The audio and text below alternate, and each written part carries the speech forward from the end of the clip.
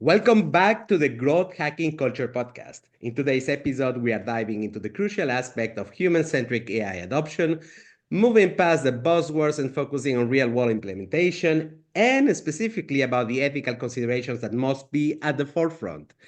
The need for this human-centered approach is becoming increasingly clear.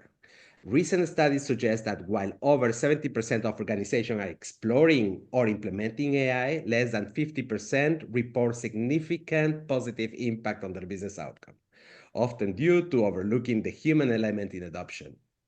There is another research that indicates that companies prioritizing ethical AI frameworks are nearly twice as likely to see improved customer loyalty and trust. And to guide us through this essential conversation, we have a truly insightful guest, Paul Gibbons. Let me tell you a little bit more about Paul. He's an author, speaker, and consultant with over 30 years in experience helping organizations navigate complex change and build ethical and effective strategies. He is the acclaimed author of several, and I mean many, I think 7 or 8. Now I have to remember that. Oh, 8. Yeah. Yeah.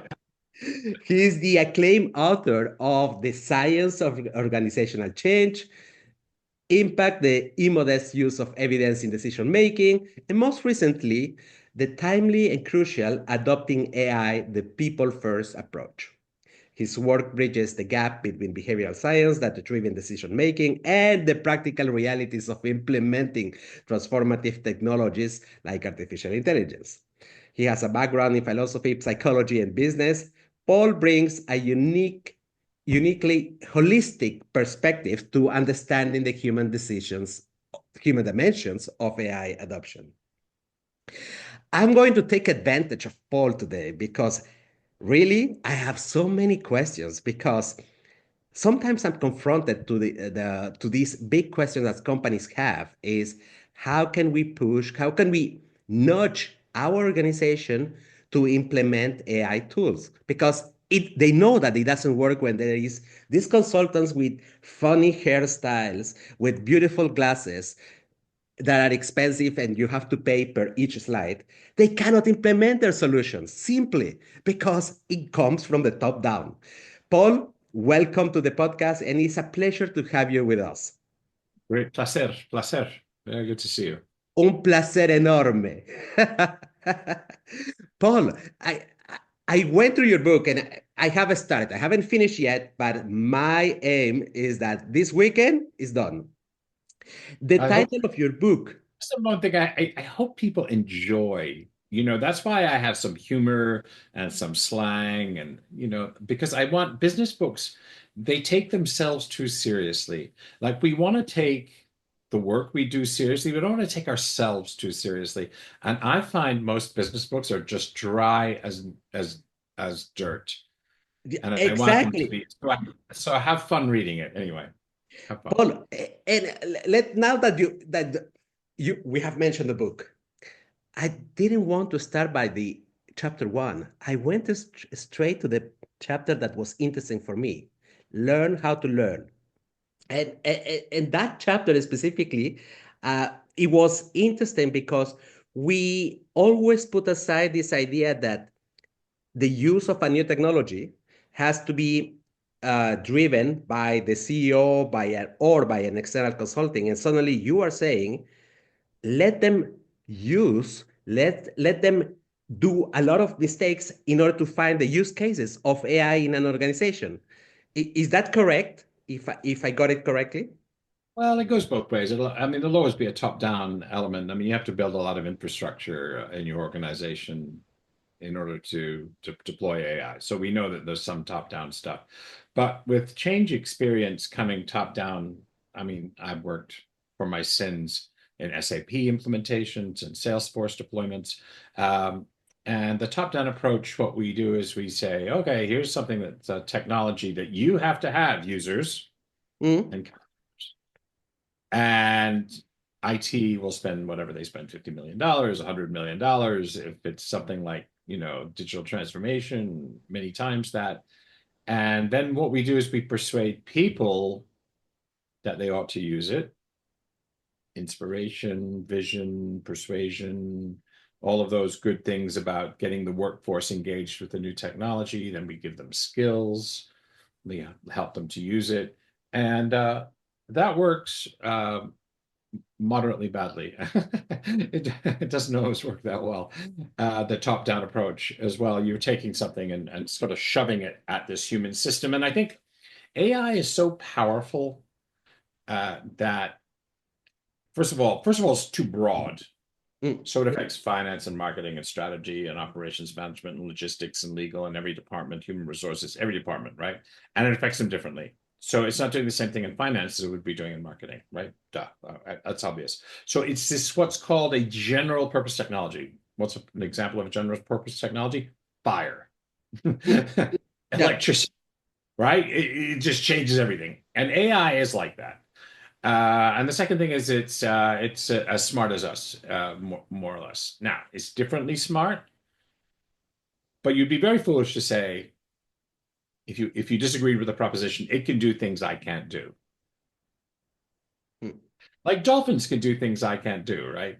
They have sonar, and their sonar is better than the sonar that we can make ourselves. We call them stupid, but we have this very anthrocentric perspective about what intelligence ought to look like.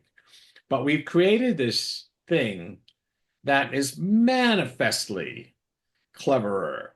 You know, they say, what is it, Dario Amodeo say? A room full of geniuses, a country full of geniuses in a data center. It is that. And then it's also kind of stupid, like emotional reasoning and context-dependent reasoning and reasoning about the structure of the world and moral reasoning. And so there's lots of things it can't do. So we have, people always say, like, we're smarter than AI in the race to artificial general intelligence, but that's just kind of a silly, it's different, and it will always be different. A machine intelligence will never 100% replicate organic intelligence, and organic intelligence will never replicate machine intelligence. And that's okay with me, because that diversity of intellect and of processing of capabilities is what's interesting. So when it comes to adopting AI, one of the things you can't do is just shove into the organization top down. Now, some of that will happen. SAP has a AI plugin, Salesforce has a AI plugin. I'm not picking them on. They're great software, right? Yeah, but also what's really interesting in the bottom up and experimental approach is it generates real innovation. What are your thoughts on that? Anyway,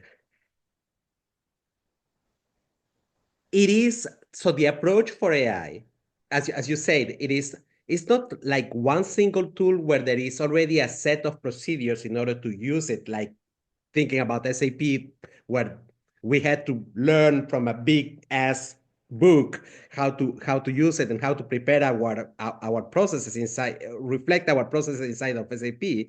This time is a plain tool where we can do anything. So it has to be experimental. People has to try it. But the funny thing that I have discovered is very often leaders believe that the average employee is a dumb ass who hasn't tried, who doesn't understand that technology, who wouldn't know how to use it. But in fact, they're using it on the side. They're using it for home, for asking questions, and maybe they are quite good in the prompting practice, and they don't realize it because it's almost like they don't let them express how they could be using AI in the day-to-day work. Yeah. And I mean, we're going to talk about upskilling a little later, but I do want to say right now that almost everything that businesses do in learning and education is kind of wrong. Now, I've been in business learning and education since about 1995, and I've run workshops for the C-suite, since 1997. One of my first gigs happened to be, got lucky. It was a 37-year-old consultant, had the chairman of a bank and chief executive of a bank say, we want a program for the top 100. And unlike most leaders, they said, okay, and we want you to start with us. Whereas most leaders are like, start with you. It's like, we have a lot to learn about AI, you first. So the level of ignorance at the top is substantial. And employees, as you say, are already using it, right? So I can't remember the numbers. It varies. Let's say it's 2/3 of employees. They're already using it all the time in marketing and HR. They're using it to simplify their work. In finance, they're using it to summarize, analyze data. They're already using it. It's what's called shadow AI.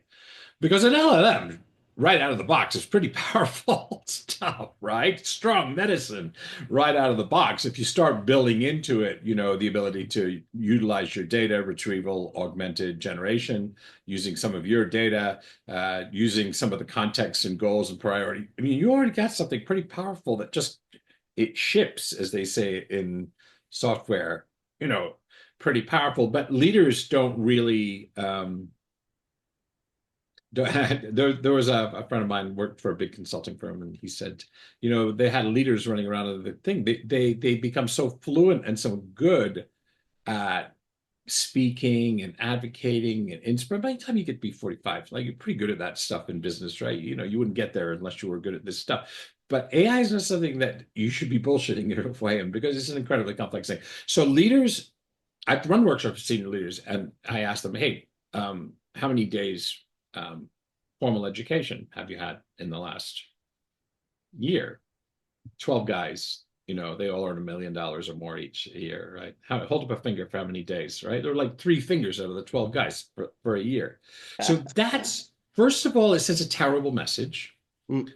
Like, we're the smart ones, you're the dumb ones, so you're the guys that should be. It's ridiculous. Secondly, you remain, if something as complicated and as vast as AI, you can't be that ignorant. Like you can't, and that's the thing, is how much time do leaders at the top of organizations spend developing themselves? Not enough, not by an order of magnitude or two. And no other discipline is like that. If you think about professional chess or professional football, right? These guys practice all the time, all day. They're studying, they're learning, they're reading, they're improving their craft. None of that happens at the top of business.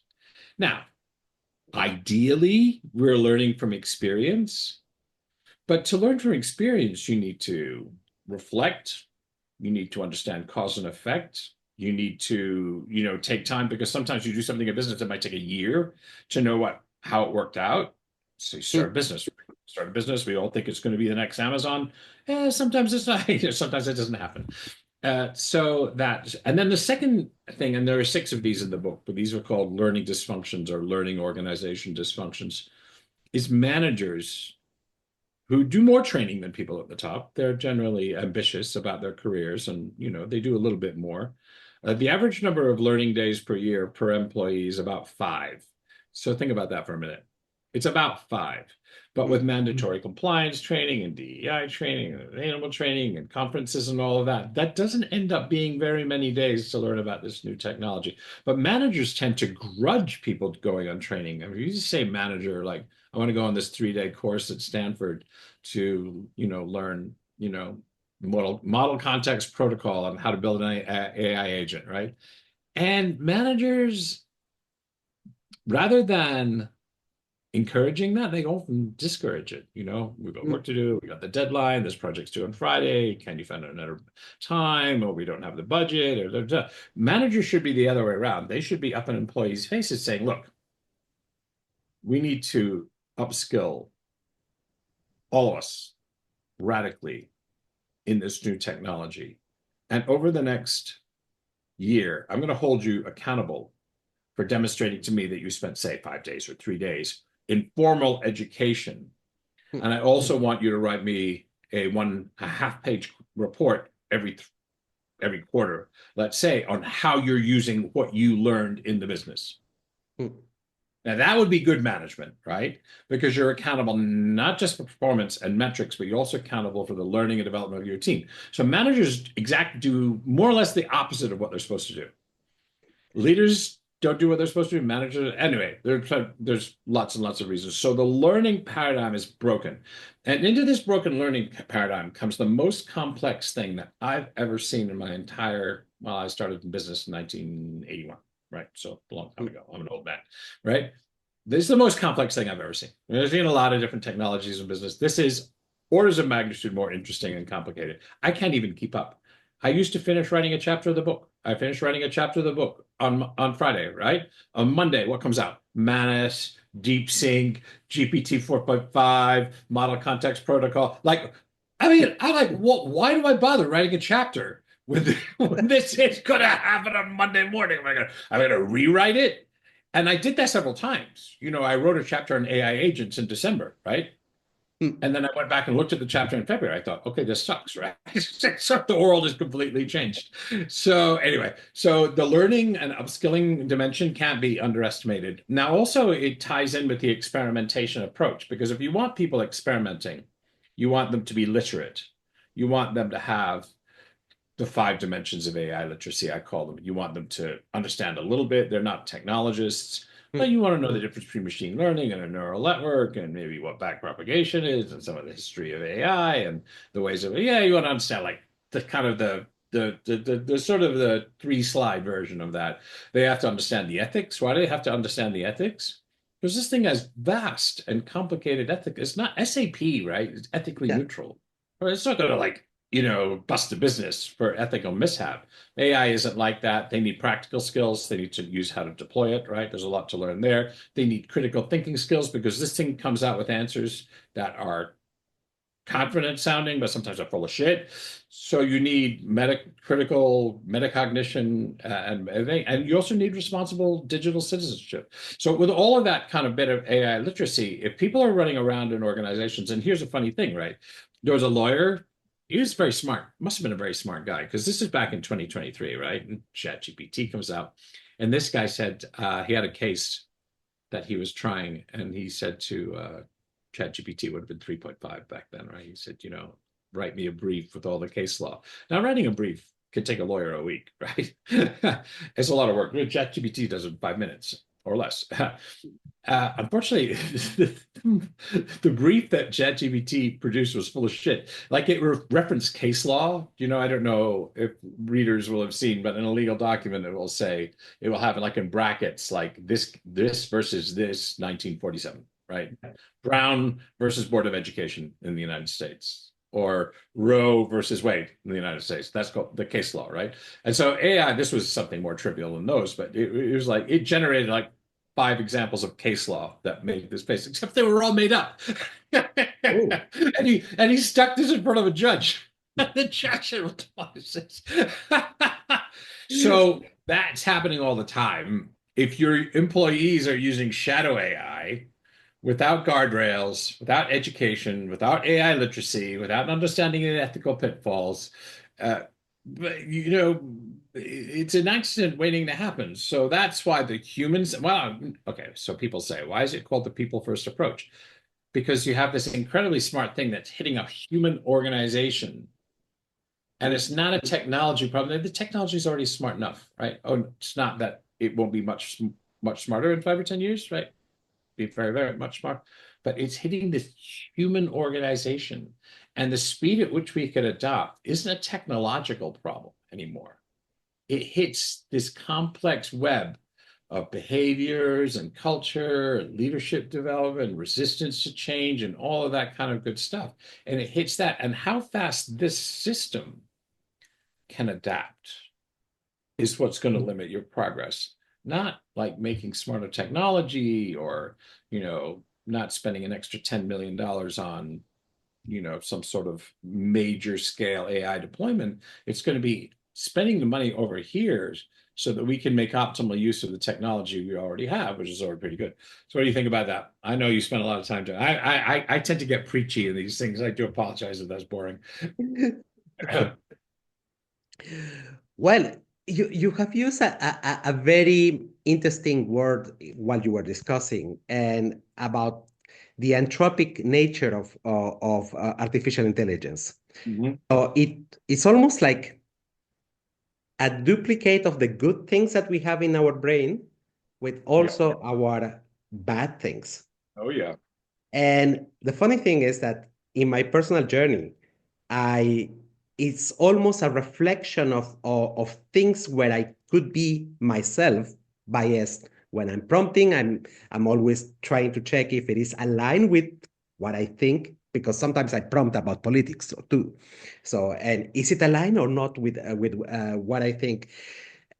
So it questions, and this is the first time that we have a tool that cannot be taught to others in the traditional manner, which is distributing knowledge instead of making us practice, because not so many organizations have the budget or the technical solutions to have learning where we can go to action right away. But AI, playing with AI is almost like going to action, because you practice, you are judging if it is either ethical or aligned with your values, or it's or you might have some hallucination at that moment. You are reflecting every time that there is an output from AI about the validity of what it's saying.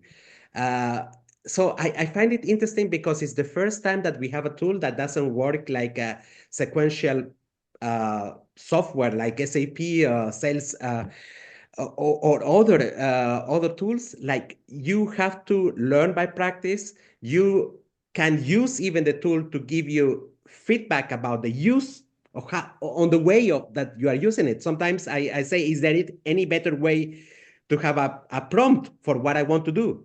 And AI will give me feedback. So it's the first time that in order to learn a tool, you need to practice everything that makes learning really stick with us. That means repetition, feedback, Yeah. critical thinking. Yeah. It's another game, right, Paul? And here's the crazy thing, right? It gets smarter the better you get at using it. Mm-hmm. I talk to people like I go to the gym, right? I go to this thing called F45, which is gets my, my old body moving. It's a lot of fun. And I go there and I talk to people like, how are you using it? And they're like, well, I don't know what the big deal is about. And I say, with AI, what's the big deal? Like, why is this such a deal? I said, well, have you used it? And they go, yeah, I use it. I said, well, what do you use it for? They say, well, I use it to get recipes in the kitchen. Now, if you're using it to get, I'm not saying there's anything wrong with that, right? But if you're using it for recipes and cooking, that's like using like one millionth of what the thing can do and saying, Yes. oh, well, it's not used, right? And if you ask it about recipes, it will give you, good recipe. If you ask it to book a holiday for you, it'll book a holiday for you. But like, so what, right? But if you ask it about quantum gravity and how to reconcile the standard model of physics with dark energy and everything, and what does that have to do with string theory and something like that, all of a sudden you find you've got something quite a lot smarter than you thought it was. If you were asking it what was the best recipe for chicken cacciatore is, you'll get that. But if you and it's also capable now increasingly of much more complex reasoning, uh, chain of thought. It is called reasoning. And the architecture is called mixture of experts, where you have pools of different experts from different domains. And the architectures are advancing all the time. So it is but the question, if you ask dumb questions, you will get dumb. I'm not saying it's a dumb question to ask the recipe for chicken cacciatore, but as you ask more of it, you'll find out, whoa, I didn't know it could do that. And then I remember when I started writing this book, 9 months ago, and I wasn't using AI very much because I wasn't really a habitual user. I was using it for some things. Then I got this book thing, and I've got ChatGPT open on my other monitor. I have two monitors here, like they're the size of big televisions. And I said, here's a bunch of data that I'm using to write in the book. Can you generate a table, please? And I pasted it in kind of experimentally. And I was popped a table, one second letter, formatted, bullet, and two columns, the title at the top, and everything like that. And then I said, would you like anything else? Would you like me to, I was like, wow, that's pretty useful. And then as I became more comfortable and more fluent with it, I started asking it to do harder and harder things. Here's a chapter I just wrote. Can you give me good feedback? I've been a writer and an author and a consultant and a student and a graduate student for a long time. I got feedback better than I've ever had in my whole life. And for free sometimes. Pages and pages and pages of feedback. Here's all the things that this is amazing. This is the best thing, really thing. And here are the areas, by the way, paragraph by paragraph, section by section by section, idea by idea. Not like grammar, but like really good feedback. Yeah. Like this is badly expressed, or this is kind of informal language, or you could use more formal language. This would be a place where you could inject some humor. Yeah. Holy shit. I mean, all of a sudden, I'm a very good writer, right? All of a sudden, I have potential to be like, much better than I was. And then using it for research. So as I began to use it more and more and more, it became smarter and smarter and smarter. That's funny. I wasn't getting any smarter. Well, I was getting a little bit smarter, but it was like, and that's when I began to, during this writing process, began to see like, holy shit, this is amazing. And I'm a science guy, right? So one of the things that I was curious about at the beginning of writing the book was like, I think the business stuff is interesting, right? More efficient processes, uh, higher ROI, higher throughput, all of the sort of business metrics that we generally use. Those are all kind of interesting. Email autoresponders, auto transcribing Zoom meetings, all that kind of stuff. Right? Okay, that's great. But that's nothing compared to curing cancer. So let's not delude ourselves, because the interesting stuff is happening in science. The transformative power, because a lot of the problems that business faces aren't thinking problems. Like you can't like take a company like, I don't know, whatever, big company like IBM or Amazon, right? Throwing more thinking at it won't necessarily help, because it's going to hit this thing. It's like more thinking won't solve the climate crisis, because you kind of already know what the problem is, and we already kind of know what we have to do. You don't have to be a genius. So throwing more thinking at the climate crisis may not help, right? Now, so this is the sort of adoption problem, is you have this thing that's very, very smart, but a lot of the problems that we face are kind of human problems. And getting this thinking machine to interact with humans and human cultures and human work teams and human organizations and things, like, could it solve third world poverty? Maybe, but again, that's not a thinking problem. Now, it's not to say that it would be useless in solving such problems, but it's not principally a thinking problem. It's a problem of will. It's a problem of values. It's a problem of priorities, because right now we're deploying it to like self-driving cars, right? Okay, whatever, right? So guys in LA can, take their hands off the wheel and read a book with. Yeah, whatever. We have other things to worry about as humanity, right? This is not the most important thing. Is like, how do we create self-driving cars? Like, is that something that will be remembered? Like the pyramids or Notre Dame? Anyway. Paul, I want to summarize a little bit about what I'm hearing is that the nature of AI is making us reflect on how we on the adoption is, in fact, is generating a new model of adoption inside of organization, because is the first time that we can reflect on the way we think. So we start recognizing patterns like biases that we may have, ethical problems, nudging politically or not, the nature of learning through continuous improvements or iterations. And the learning approach today doesn't answer to that. The learning approach that is still 90% of companies are using, traditional way, let's go in class, let's discuss it, let's practice together, is bullshit. So it doesn't work for AI. So if you had like a magic wand today, you go to a company and you have all the power to change, how would you make that the company adopts AI in a quicker manner? They want, but they just cannot do it because we are centered still into these traditional manners of doing stuff. But you have the power. How would you do it? Oh, you want to give me a magic wand?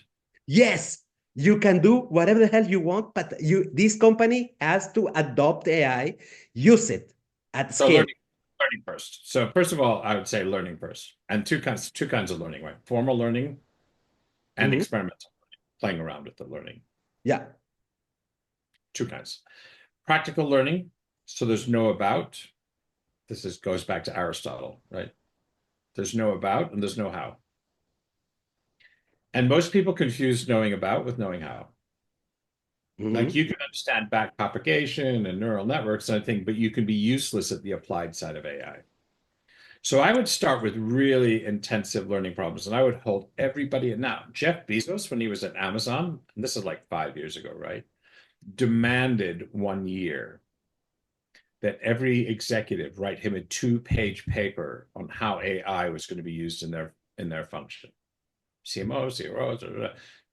That's the kind of thing holding their feet to the fire. Now that's a long time ago. That's 5 years ago. Mm. He says, I want to know now what you're going to do next year, might have been 2020 or 2019, what you're going to do next year that begins to make yourself AI ready. Like, I want to know. And, nobody's doing that sufficiently well. So I would say that that's a very powerful leadership move. Mhm. And the people first idea, again, comes from this idea like it's not more cognition.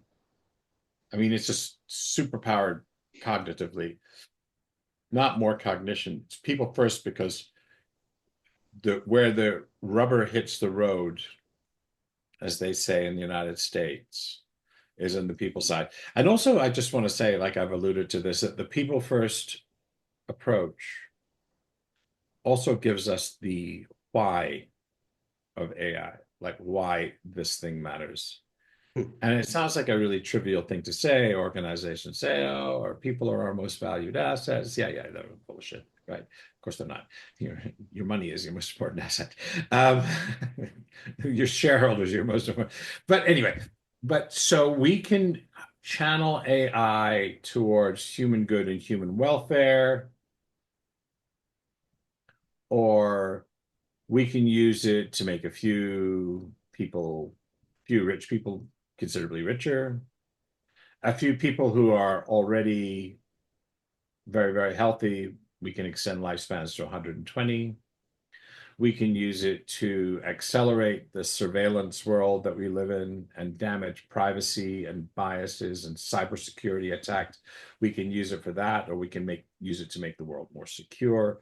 We can use it to destroy the biosphere because it's already chewing up a phenomenal amount of resources.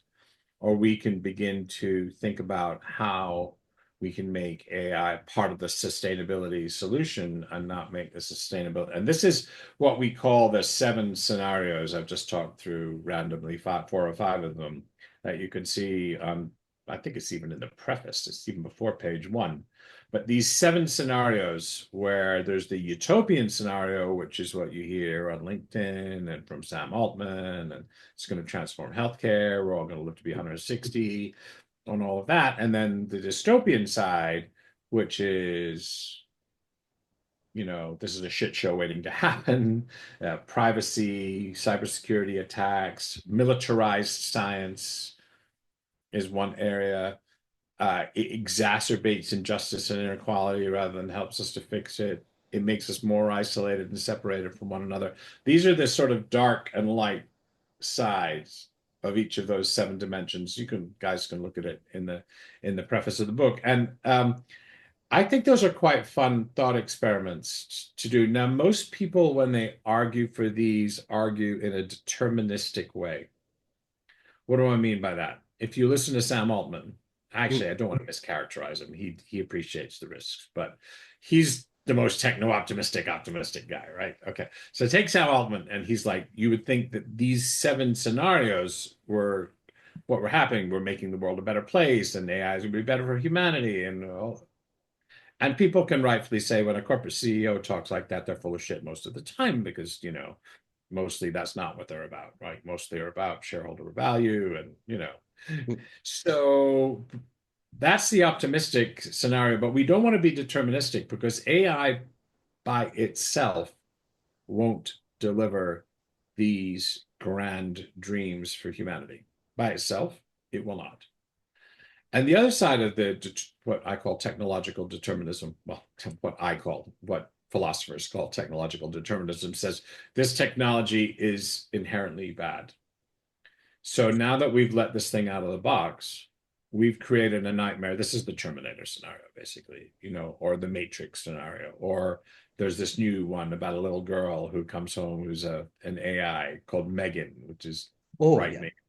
frightening and horrible and scary and all of that. Or there's what was that great one? Ex Machina, which is another magnificent movie, right? So you have all of this dystopic science fiction, and the technology isn't necessarily dragging us in one of those directions.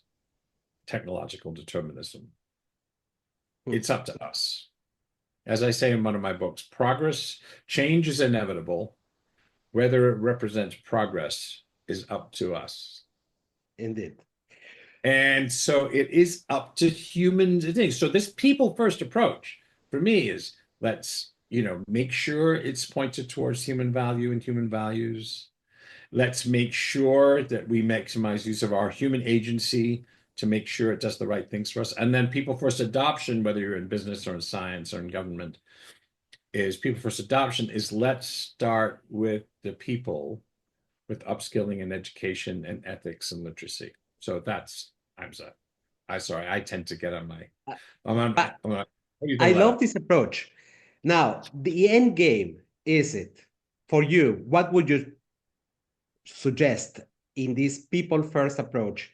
Is it that an organization, a company, for profit, of course, it wants to embrace AI? Would you advise or recommend to them to go for a big project, or to do like a guerrilla approach, let the people work in a project that is close to them, instead of a mega project saving millions of dollars, that they decide this $1,000 or $10,000 savings because they have been using AI for their own department or their own job?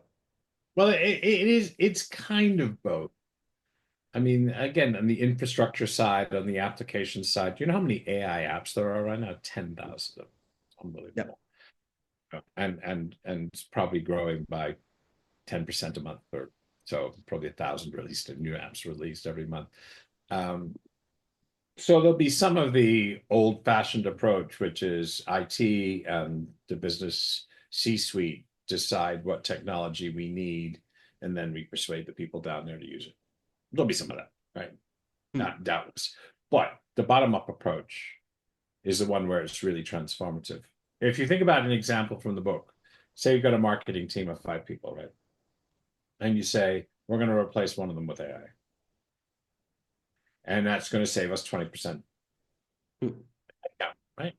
Good. Just saves the thing.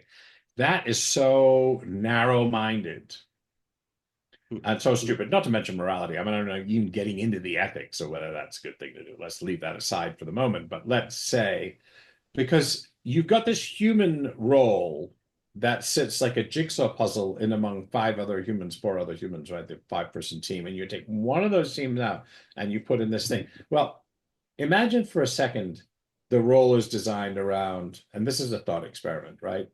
The human being was very good at mathematics and very poor at humanities, right?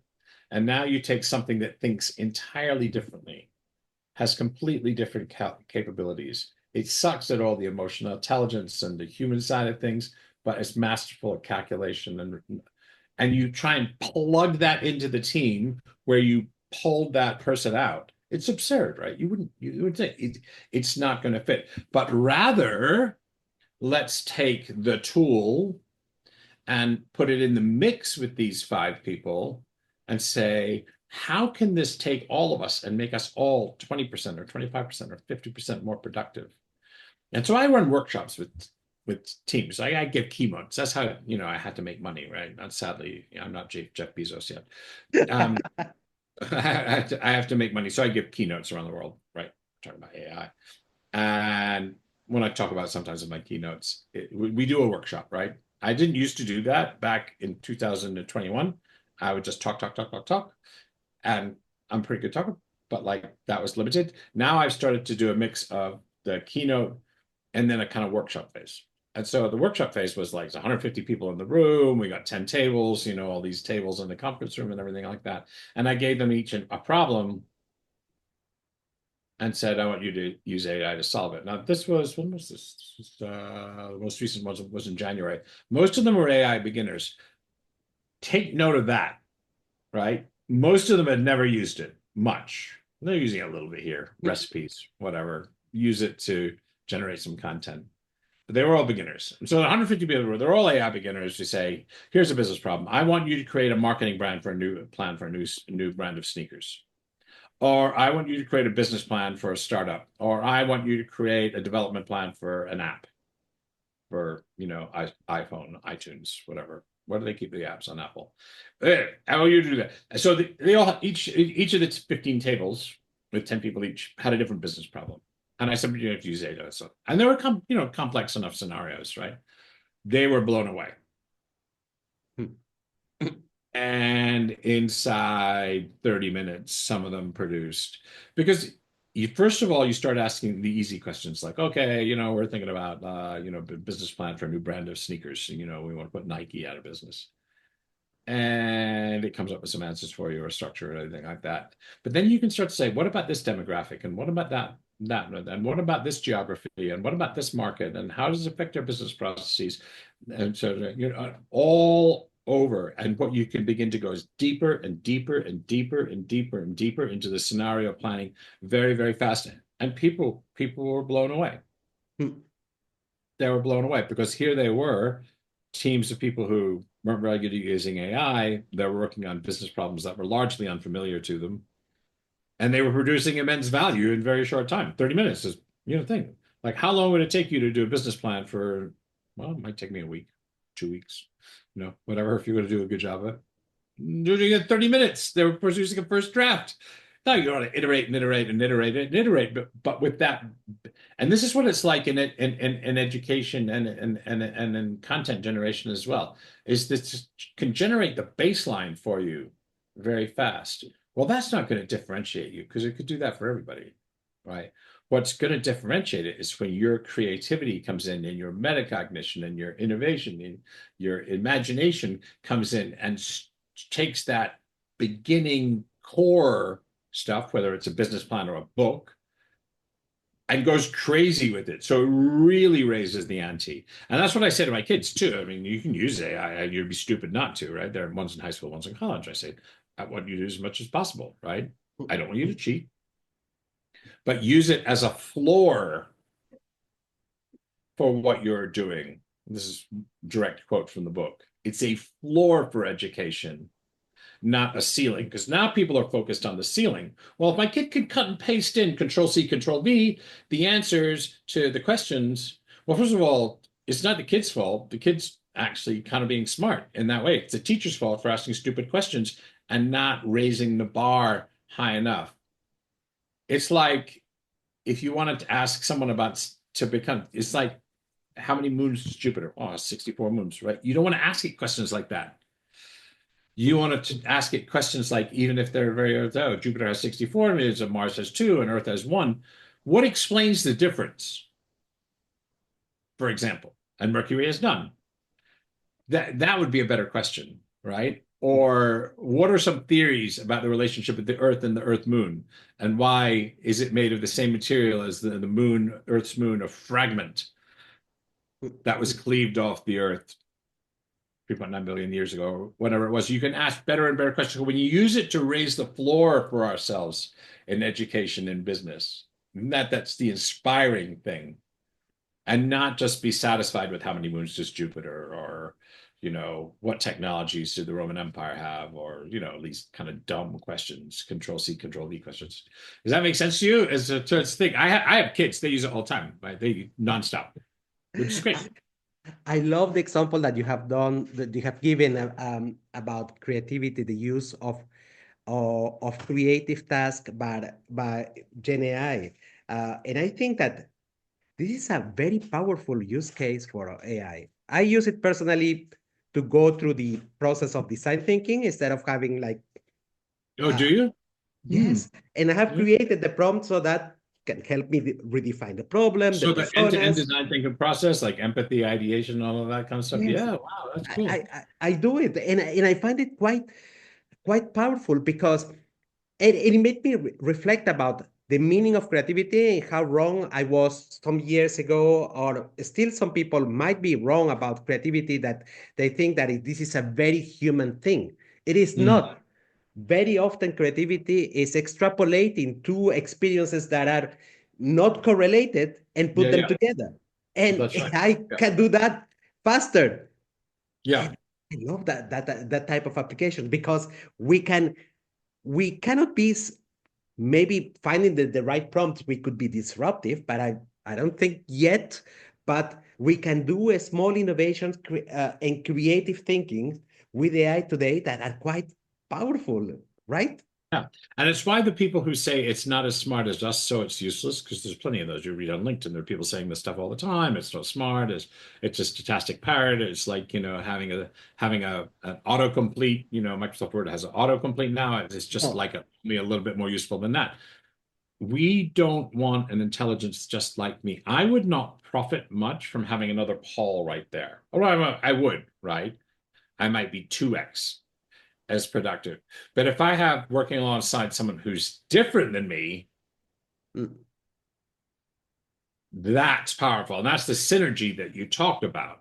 Is how about this and how about that and how about that and what if we did this and what if we did that, and that's the power. So that's why the people first, like, it's really powerful too. So you give it to these two, like I saw the magic in that room of 150 people mm.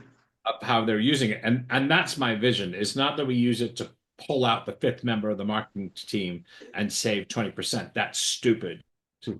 right? And unfortunately, that's the way I dare say if we come to an economic downturn, some of that's going to happen for sure. But But what if we put this super intelligence in and then exploded what we could do and became 25% or 50% more productive? And I think that's not an unrealistic hope yeah. for a marketing team or for a human resources team. So, But still, I think that the message should be clear that despite that the human purpose shouldn't be to replace people, the people who don't embrace AI, the human resources who have never touched AI, and there is many, by the way, I did a mini research. One of the departments who haven't touched AI the most is human resources. That all the marketeers who don't know how to use creatively AI, they're going to be dumped.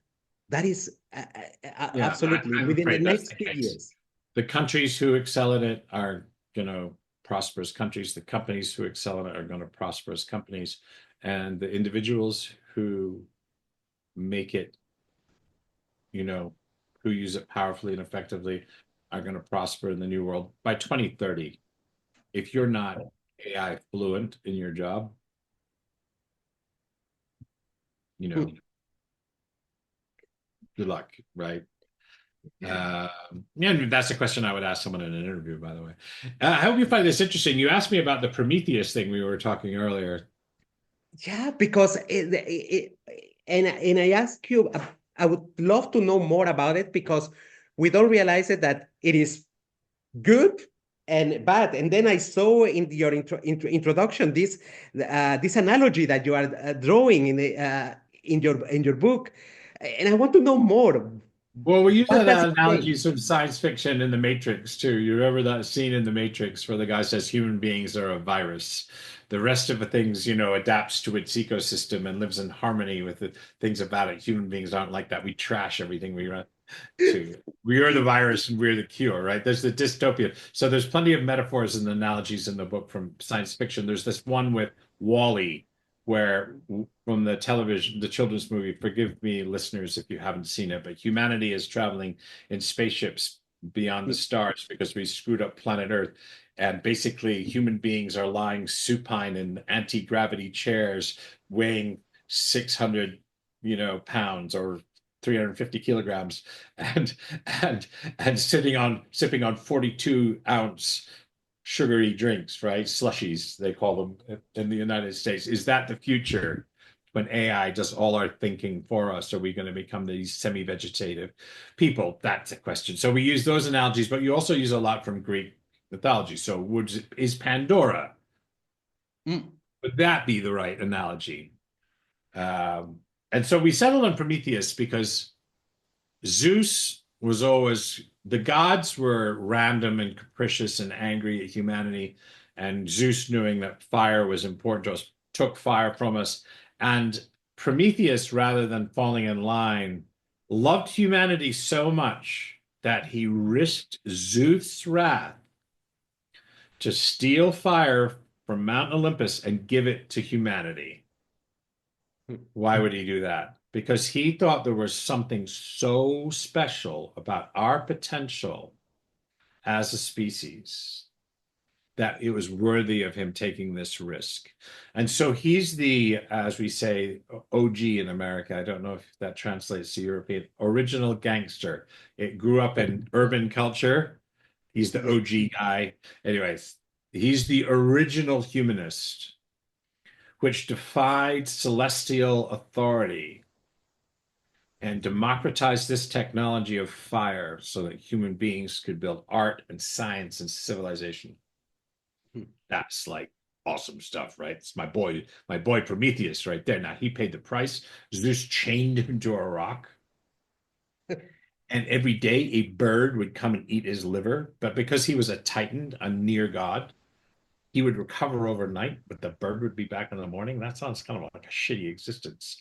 It's kind of like that television show Severance.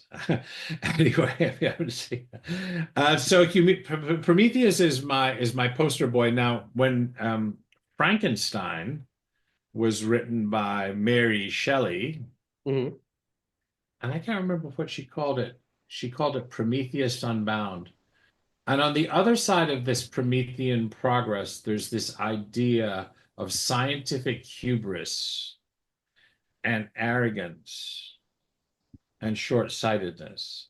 And so I may have sounded to listeners like I'm this kind of starry-eyed techno-optimist. Half of the book is AI ethics, like half. So it's not like I'm pretending this stuff doesn't exist. I actually, when I was writing, I thought maybe I should put the ethics stuff up front because ethics is always at the end of these books.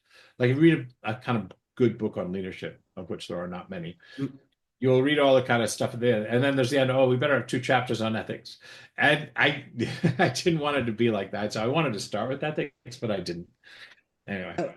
Paul, I think it is a great idea because most of the books that we have out there about the use of AI are directed to the practice without the thinking, the essence of why and how we should be using AI.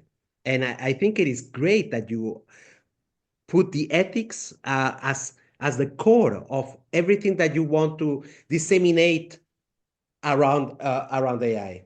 By the way, I was a professor of business ethics, so I can do no other, right? exactly.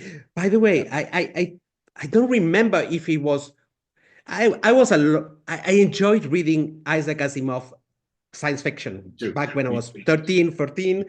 I read all of course all the foundations, all the robots stories.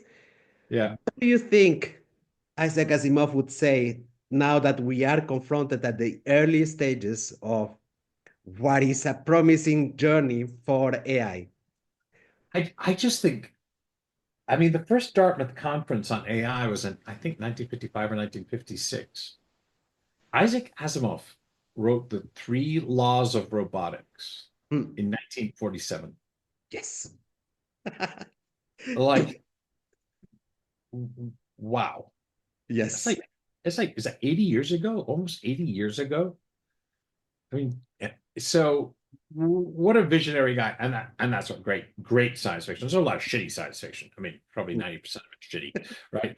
But the very best cause us to think about ourselves as human beings and what kind of future we want to live into. Like if you hadn't seen The Terminator or you hadn't seen The Matrix or something like that, that's a signature warning to us. If you look at the robots that the United States military are developing, they're called AWS autonomous weapon systems. They look a lot like Terminator, the first original OG Terminators. So I think that's it. So what would Asimov say?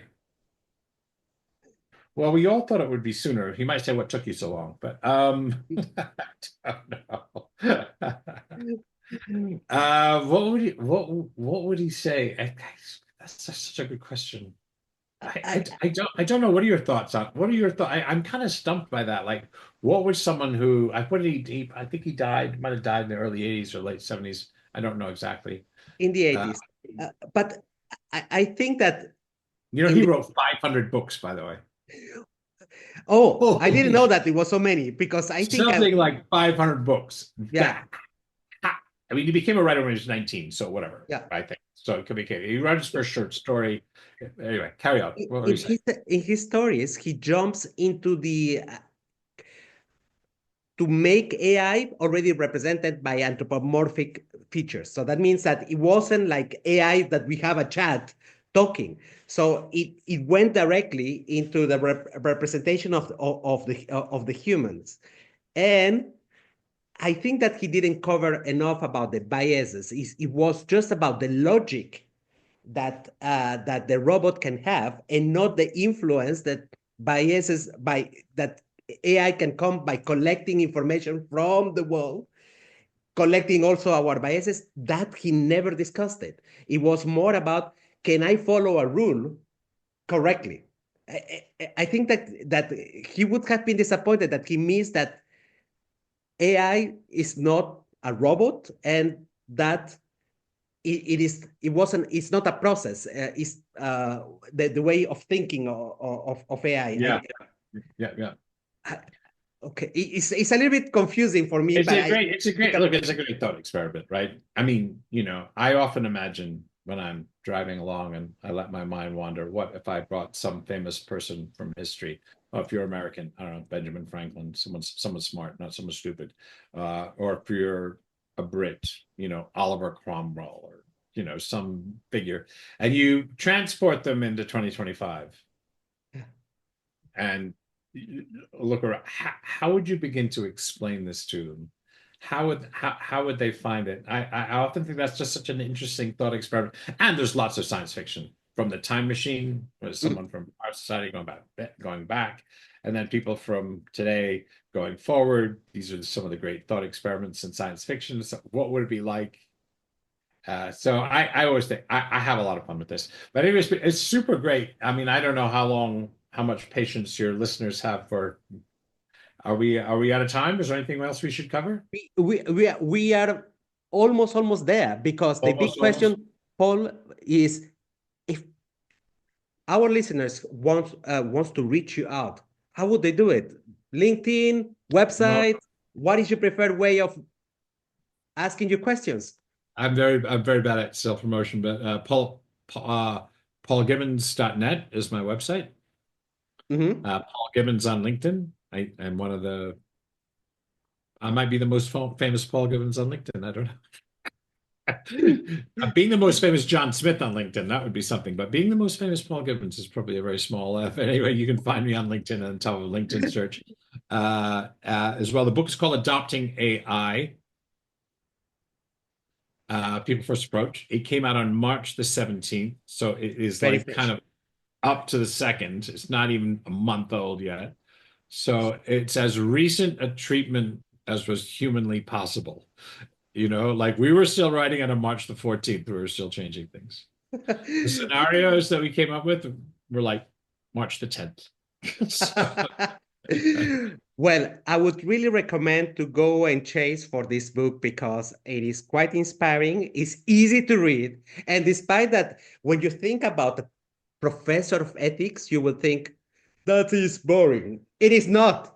He puts humor. I remember a very nice picture from the Matrix, where you have I don't know how you call them, the police, the avatars, the viruses, or whatsoever, those guys. that they can shoot you. So they don't only talk to you, but they can also shoot you. They could shoot you. Yeah, I try. I really, even though I write business books, I just find so many of them dull. I mean, even ones that are really, I just find business books so dull to read.